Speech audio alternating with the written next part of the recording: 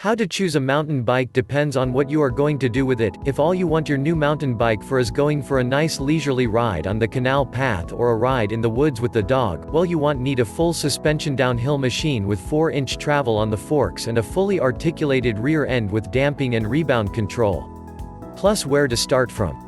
If you do want to go for an easy ride in the park, you don't need to spend too much. If you think you will do any off-road riding, then big tread tires may be all you need, but if you think you might try some rough stuff, then you will need suspension. Gears will probably be Shimano, brakes must be V-brakes, but could be made by a few different manufacturers. All the rest of the MTB components will depend on how much you can spend. If you go to your local bike shop or big sports store and see what they've got to offer, then buy it, or have a look on the internet and maybe you'll find the same thing at a better price. Plus the next step up. So maybe you want to be a bit more adventurous, more off-road, more forest tracks and dry boulder river beds, then you'll need something a little lighter, with suspension forks. All this will cost you more money, but will be worth it for the extra enjoyment and adventure. With a better mountain bike, it will have a sportier handling, and because it is lighter, it will be easier to struggle up the hills before you come flying down the other side. The components will again be Shimano and the quality will depend on how much money you can spend. V-brakes and rapid fire gear shifters, along with Shimano chain set, bottom bracket and headset. Handlebars, stem and seat pin should be alloy, and along with a comfortable saddle you'll be set to take to the hills. Plus more money, more bike.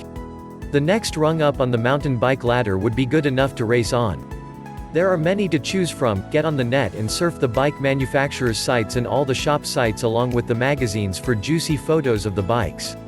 The top manufacturers in this price range, I would say, are Trek, Giant, Specialized and Cannondale. These companies make the nicest frames with the best mountain bike parts available at the price. Gears will be either Shimano or SRAM. Brakes could be V-brakes or cable disc brakes. Both are very good and light. Most of the other MTB parts, of course, will be Shimano, and as usual, get the best you can afford.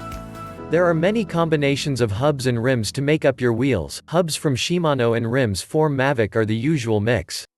Then you have to choose which suspension forks to put on your bike. You may not get a choice, depending on which bike you buy. The main ones are Suntour, Marzocchi, Manitou, Fox, RockShox and RST. Buy any of these and you won't go far wrong. Plus top bikes.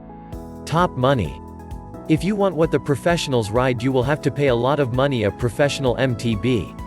As with road bike at the top of the range, you can specify what you want to build up your dream bike. Top bikes frames to spend your money on could be Klein, Scott, Rocky Mountain, Gary Fisher, Santa Cruz and K2. These are some of the most sought after bike frames in the world and would be the envy of your friends. Probably the best forks to put on your frame would be RockShox SIDS. These are light and do all the things you need with control of all functions. There are many other to also to consider. Look at how much travel they have in the rebound and damping systems. Gears again will be either SRAM or Shimano Rapid Fire, XT or XTR. More money could be spent on carbon or very light alloy cranks. The brakes should be hydraulic discs from Hayes, Pace or Magura, or stick to the trusted V-brakes. Wheels from Shimano or Mavic or some fancy carbon wheels, but remember they will have to take a lot of punishment, so maybe better to go for reliability over lightweight expense. Carbon handlebars, stem and seat pin and a lightweight race saddle and time or Shimano SPD clipless pedals. Then your choice of tires will depend on what terrain and ground conditions you are going to ride on. Downhill bikes are very different, more like a cross-country motorbike, but without the engine, low center of gravity and a lot of travel on the suspension on the forks and the rear end, disc brakes, wide rims and fat tires. Gears are only at the back as usually a single chain set is used. Unless you're going to do a lot of downhill racing, then there isn't much point in buying one, as you have to get up the hill first before you can come down, and as lightweight is not an issue with downhill bikes, they are very heavy to get uphill without the use of a tow rope or a ski lift.